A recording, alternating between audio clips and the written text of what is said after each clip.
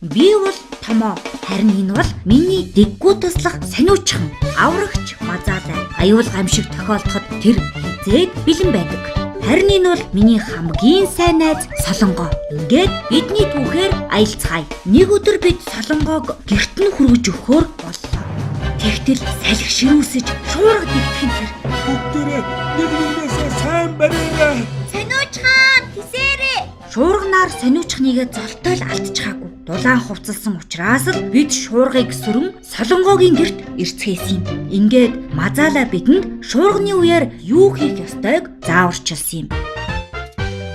Тэгэхээр хүчтэй шорон болон цасан шуурганаас урьдчилан сэрэмжлэхийн тулд цаг агаарын мэдээ тогтмол сонсож байгаарай. Шаардлагагүй бол гэрээсээ битгий гар. Хэрв гадагшаа гарахаар бол заавал дулаан хувцлах хэрэгтэй шүү. Олон нийтэд тулгуурласан гамшин эрсдлийг бууруулах үндэсний хөтөлбөр.